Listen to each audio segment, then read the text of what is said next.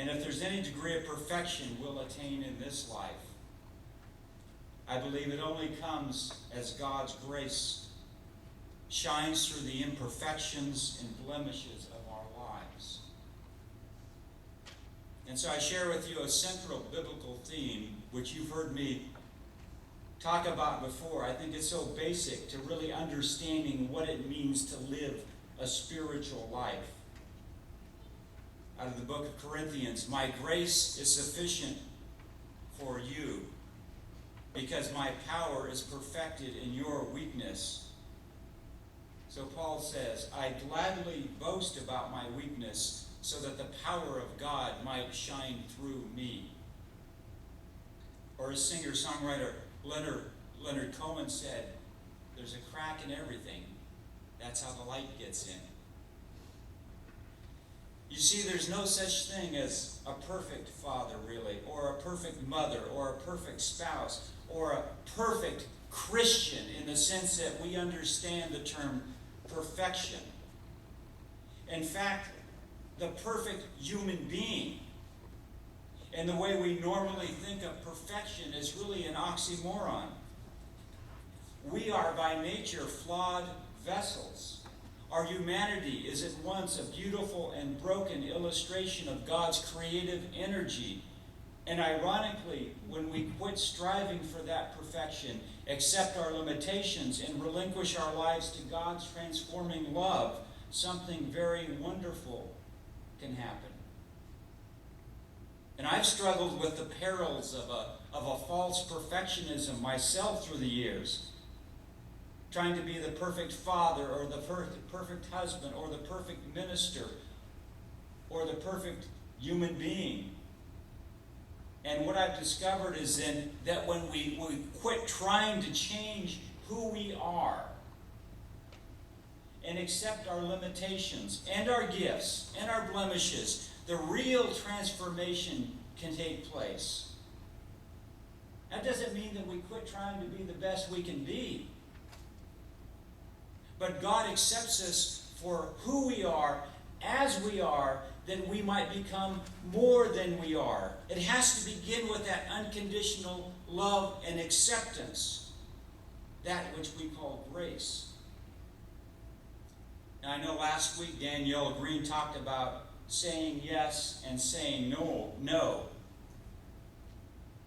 In order to experience that personal growth, that maturation and that transformation, the one thing we have to be able to say yes to is to who we are.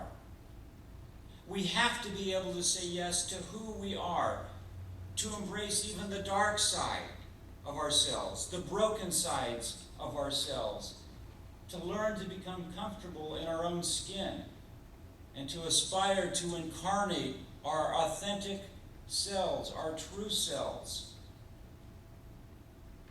And then God's transforming love can shine through the cracks and make us adequate to fulfill our calling and our mission in life. As Paul said in another place in Corinthians, we have this treasure in jars of clay.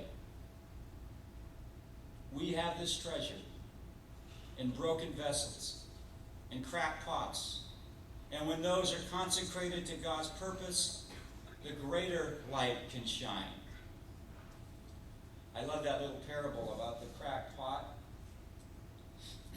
A water bearer in China had 2 large pots suspended on ropes, tied to a pole which he carried across his shoulders. One of the pots had a crack in it, while the other was perfect. At the end of a long walk from the stream to the house, the water bearer always arrived only with 1.5 pots of water. For 2 years, his regimen of carrying water from the stream to the house went on. And for 2 years, he delivered only 1.5 pots of water.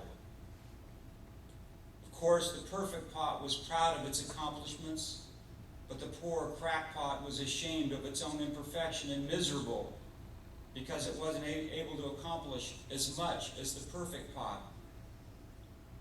After 2 years of what it perceived to be a bitter failure, One day the crackpot spoke to the water bearer by the stream, and it said, "I'm ashamed of myself, because this crack on my side causes my water to leak out all the way to your house." The bearer said to the pot, "Did you not notice that there are flowers on your side of the path, but not on the other pot's side? That's because I've always known about your crack, so I planted flower seeds on your side of the path, and every day while we walk back, you water the flowers. For 2 years, I've been able to pick these beautiful flowers to decorate the table in my home. Without you being just the way you are, we would never have had such beauty." As Leonard Cohen said, "Ring a bell that still will ring. Forget your perfect offering. There's a crack in everything. That's how the light gets in. That's how the light gets in." We need only recognize our limitations and celebrate even our broken humanity.